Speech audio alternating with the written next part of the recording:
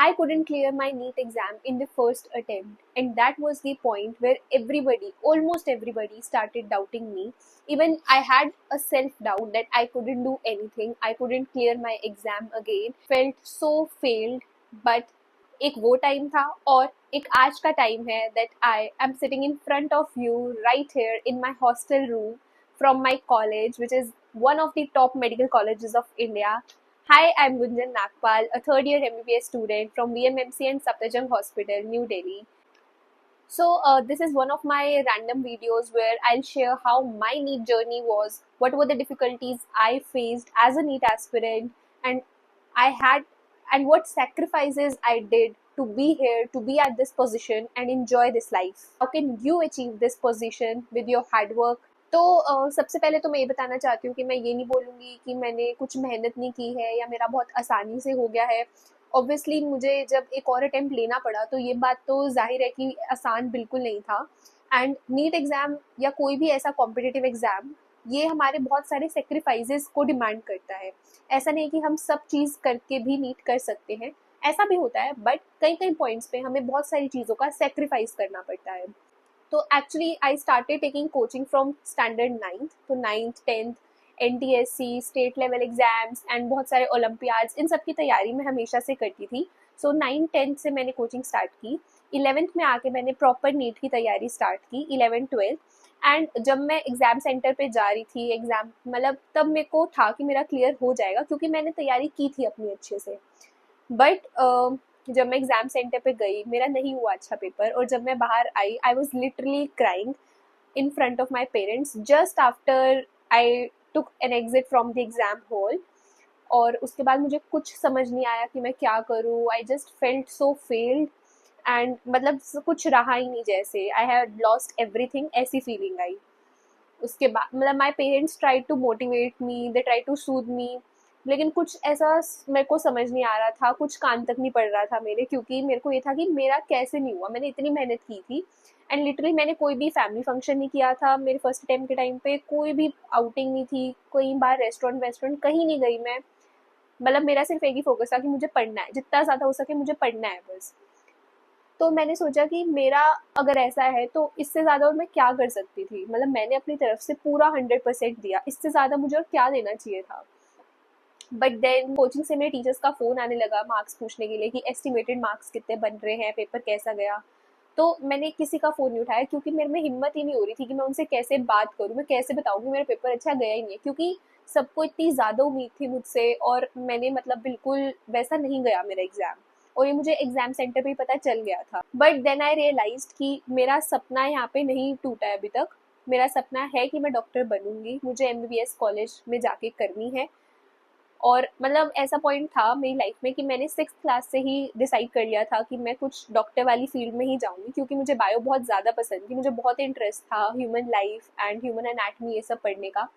तो मतलब डॉक्टर के अलावा ऐसा कभी नहीं हुआ कि मुझे स्ट्रॉन्ग कोई फीलिंग आई कि मुझे उस फील्ड में जाना है। मुझे हमेशा से ऐसा बायो वाली फील्ड में काफ़ी इंटरेस्ट रहता था। पर इन बिटवीन ऐसा भी रहा है कि बहुत सारे लोगों ने ये कहा है कि डॉक्टर बन के लाइफ ख़त्म हो जाती है, क्योंकि डॉक्टर बनने की जो जर्नी होती है, ये मतलब ऐसा नहीं है कि सिर्फ 3-4 साल हमने पढ़ाई कर ली, उसके बाद हमारी फिक्स जॉब है, हमें नहीं पढ़ना, उसके बाद सिर्फ पैसा ही पैसा है। तो ये एक पॉइंट तक सही है, बट आजकल MBBS और MD को भी कोई नहीं मानता, आपको और ज़्यादा क्वालिफिकेशंस चाहिए होती हैं। तो MBBS और MD में ही आपको ऑलमोस्ट 8 years लग जाते हैं, और वो तब जब आप एक भी ड्रॉप ना लो। और ड्रॉप ले लिया तो 9-10 साल तो ऐसे ही लग जाते हैं, और उसके बाद और स्पेशलाइजेशन, तो ऑलमोस्ट 15 years लगते हैं आपका एक करियर सेट होने का। उन 15 साल आपको सिर्फ पढ़ाई करनी पड़ती है।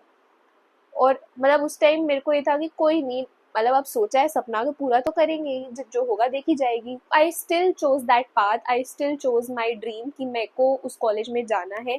एंड बहुत सारे जनों ने मुझे ये भी एडवाइस किया कि मैं फ़ॉरेन चली जाऊँ। इनफैक्ट बहुत सारे क्लासमेट्स जो थे मेरे, जिनका नहीं हुआ था नीट अच्छे नंबर से, कोई ऑस्ट्रेलिया गया, कोई यूक्रेन गया, कोई कहीं गया, रशिया गया, तो ताकि उनको ड्रॉप ना लेना पड़े। प्लस उनको ये था कि बाहर जाके पैसा कमा सकते हैं, वो खुद से अपनी फीस भर सकते हैं और लाइफ एंजॉय कर सकते हैं। तो मुझे भी बहुत सारे जनों ने ये ऑप्शन दिया कि मैं फ़ॉरेन चली जाऊँ, बट मुझे ये था कि मुझे भागना नहीं है यहाँ से। और कभी मेरा ऐसा नहीं था कि मुझे फ़ॉरेन में सेटल होना है उस टाइम पे। मुझे ये था कि मुझे इस पेपर की वजह से मैं आज रोई हूँ, तो ये पेपर मैं अगले साल क्लियर करूंगी और ऐसा क्लियर करूंगी कि मैं अपने कॉलेज में जाके रहूंगी। तो जब मैं ये सब तैयारी कर रही थी, मुझे नहीं पता था कि वीएमएमसी में आने के लिए मुझे कितने नंबर चाहिए। मुझे बस ये था कि मुझे अच्छे नंबरों से नीट क्लियर करना है, और मेरा टारगेट उस टाइम पे था कि 650 आ जाएंगे तो मुझे कॉलेज तो आराम से मिल जाएगा। दिल्ली का, मेरे पास दिल्ली कोटा था। तो मैंने कभी भी मतलब बहुत ज़्यादा ऐसे प्रेशर नहीं दिया माइंड पे सेकंड अटेम्प्ट के टाइम पे कि मुझे बहुत ज़्यादा ऐसे करना है। और मैंने एक्सरसाइजेस भी रेगुलर की, मैंने आउटिंग की।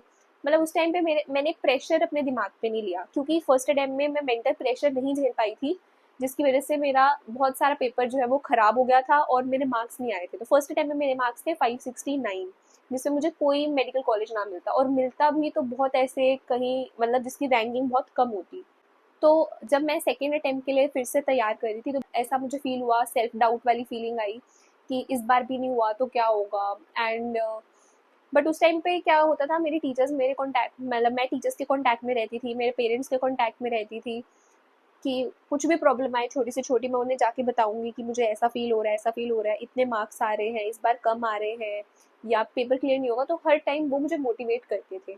और यही दो जने होते हैं आपकी लाइफ में, आपके टीचर्स और आपके पेरेंट्स, जो आपको बिना किसी मोटिव के, मतलब आपको देखना चाहते हैं, आपको मोटिवेट करना चाहते हैं बिना किसी अपने फायदे के। और एक पॉइंट ऐसा आया था नीट से 2-3 महीने पहले का, जहाँ पे इतना ज़्यादा मुझे टेंशन हो गई थी कि इस बार भी नहीं होगा तो क्या होगा, ये सब करके। और उस टेंशन की वजह से मेरी पढ़ाई नहीं हो पाती थी, क्योंकि हर टाइम मेरे दिमाग में यही सब रहता था कि कितने मार्क्स आएंगे, इतने जने मेरे से ऊपर हैं, मेरा इतना रैंक आ रहा है, मुझे इतना चाहिए। तो तब मेरे इतनी ज़्यादा मेरे को टेंशन हो गई थी उस टाइम पे, जब मैंने अपना HbA1c कराया, वो मेरा डायबिटिक की रेंज में आ गया था।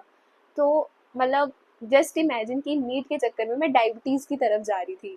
तो ये सब फिर आई रियलाइज कि नीट इतना बड़ा नहीं है कि मैं उसके चक्कर में डायबिटीज़ कर लूँ। तो मैंने सब टेंशन वेंशन छोड़ी, अपने टीचर से बात की कि सर ऐसे ऐसे हो गया है और मुझे नहीं समझ में आ रहा कि मैं क्या करूँ। और मेरे मार्क्स भी, अगर एक पॉइंट में मेरे 650 आ रहे थे, तो उस पॉइंट पे मेरे 400 300 ऐसे मार्क्स आने लगे थे, क्योंकि मुझे इतनी टेंशन होती थी।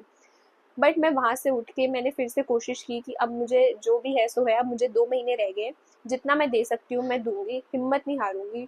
और अगर ये नहीं हुआ तो देखेंगे आगे क्या होगा। ये मेरा था कि मुझे एक और ड्रॉप नहीं लेना है, हो गया ठीक है, नहीं हुआ तो और भी ऑप्शंस है, ऐसे लाइफ खत्म नहीं हो रही है। और फिर जब मैं सेकेंड अटेम्प्ट देने गई अपने एग्जाम सेंटर पे, मैं बाहर आई, और बिल्कुल जो मेरे फर्स्ट एग्जाम वाला जो रिएक्शन था, उससे जस्ट अपोजिट रिएक्शन मेरा सेकेंड अटेम्प्ट पे था।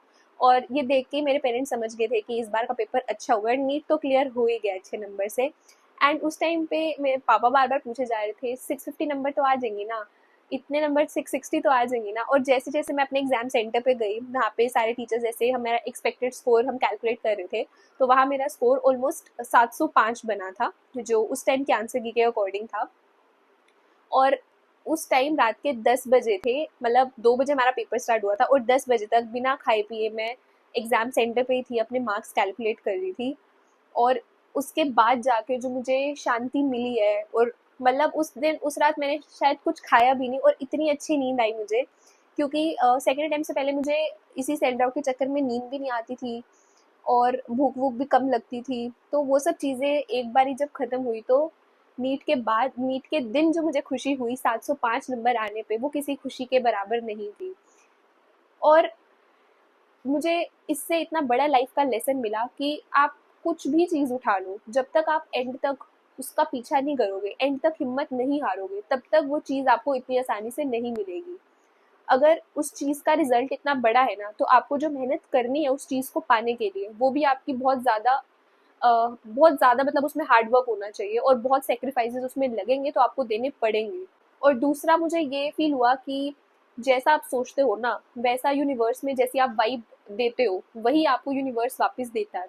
अगर आप सोचोगे कि आप कर सकते हो, आपसे होगा, तो आपका रिजल्ट अच्छा आएगा। जैसे मैंने सोचा, सब टेंशन हटा के, कि अब इससे ज़्यादा मैं और नहीं कर सकती, अगर इस टाइम में मेरा नहीं हो ना, तो मुझे नहीं पता कि इसके लिए क्या करना है। मैंने इतनी मेहनत कर ली थी, और मैंने बस ये सोचा कि अगर मेरा नहीं हो सकता ना, तो मुझे नहीं पता किसका होगा। क्योंकि जितना मैं दे सकती थी अपना सेकेंड टाइम में, मैं सब दे चुकी थी, मुझे पढ़ने के नए तरीके पता चले थे, और बहुत सारी गलतियां जो मैंने फर्स्ट अटेम्प्ट में की थी, वो मुझे पता चल गई कि नहीं करनी थी, तो वो मुझे अच्छे से पता चला। और अगर आप ये सोचते रहोगे कि मेरा नहीं होगा, इस बार भी नहीं होगा, एक और ड्रॉप ले लेंगे, क्या हो गया, तो फिर आपका नहीं होगा। अगर जैसे आप वाइब दोगे वैसे ही आपको यूनिवर्स रिजल्ट देगा। तो ये वीडियो मैं अपने जैसे बच्चों के लिए बना रही हूँ, जो जिनको एग्जाम से थोड़े दिन पहले सेल्फ डाउट होने लग जाता है और फिर वो नेगेटिव सोचने लगते हैं, उनको नींद नहीं आती है। तो ये वीडियो मैं उनके लिए एज अ मोटिवेशन बना रही हूँ, ताकि तुम्हें दिख सके यार कि मैं भी तुम्हारे जैसी स्टेज पे आके, तुम्हारी जैसी स्टेज पे थी और अब मैं यहाँ हूँ, अपनी लाइफ के मजे कर रही हूँ, एमबीबीएस कर रही हूँ, और 2 साल बाद मेरे नाम के आगे भी डॉक्टर लगेगा। और मुझे ये स्टोरी अभी तुमसे शेयर करके इतना ज़्यादा अच्छा लग रहा है, और खुद में ही एक प्राउड वाली फीलिंग आती है ना कि मैंने कुछ अचीव किया है लाइफ में। तो वो मेरे को फीलिंग आ रही है अभी। मतलब आई बिलीव कि वीडियो तुम्हारे लिए हेल्पफुल होगी। जो बच्चे परेशान होते हैं वो मोटिवेशन की वीडियोस देखते हैं, तो आई होप कि ये वीडियो तुम्हारे लिए मोटिवेशन का काम करे। तो इसलिए बस जो मेरे दिल की बात थी मैंने वो तुम्हारे सामने रख दी है। और एट द एंड में यही कहना चाहूंगी यार, हमें नहीं पता कि हमारा रिजल्ट क्या होगा, वो हमारे हाथ में भी नहीं है। जो हमारे हाथ में है वो ये है कि हम उस रिजल्ट को पाने के लिए मेहनत कितनी कर रहे हैं, क्या कर रहे हैं। बहुत सारी चीज़ें हमारे लक पे, हमारी डेस्टिनी पे भी डिपेंड करती है मेहनत के अलावा। इन दोनों के कॉम्बिनेशन से ही हमारी जो रिजल्ट है वो हमारा अच्छा आता है। बट डेस्टिनी हमारे फेवर में हो सकता है ना भी हो, तो इसका मतलब ये नहीं है कि हमारी लाइफ खत्म हो रही है। जो हमारी मर्जी का हो जाए वो अच्छा, और जो हमारी मर्जी का ना हो वो और भी अच्छा, क्योंकि वो भगवान की मर्जी होती है, राइट। तो मतलब सब चीज़ अच्छी है, आप बस एंड तक लगे रहो, हिम्मत मत हारो, कर्म करो, फल की चिंता मत करो, और मन के हारे हार है और मन के जीते ही जीत है। तो जैसा आप सोचोगे वैसा ही आप पाओगे। तो हमेशा पॉजिटिव सोचो, आप मैंने मेहनत की है तो आपका रिजल्ट बढ़िया आएगा। एक अटेम्प्ट लगे या 2 अटेम्प्ट करे, अगर आपका सपना है, आप उसे जीना चाहते हो, तो आपको मेहनत करनी पड़ेगी। तो दैट्स इट। और टू हेल्प यू गाइज जो इस सेल्फ डाउट को नहीं कंट्रोल कर पाते, वो सैड हो जाते हैं, या जिन्हें नहीं समझ में आता, जिनकी अच्छी प्रॉपर गाइडेंस नहीं जिनको मिल पा रही है, स्पेशली जो ऑनलाइन यूट्यूब के थ्रू या ऑनलाइन बैचेस के थ्रू पढ़ते हैं, उनके लिए I have started NEET mentorship program, which is a personalized NEET mentorship, and you'll be connected directly through me on WhatsApp. You will be assisted by Google Meets, video calls, audio messages, and you'll also get insights of college life. And अभी 1 महीना रह गया है, so I think this is the time जहाँ पे आपको mentorship की बहुत ज़्यादा ज़रूरत है। And I don't want anyone कि जिसको मैं हेल्प कर सकती थी और मैं नहीं कर पाई। सो here's the number and the mail, you can contact me directly over here.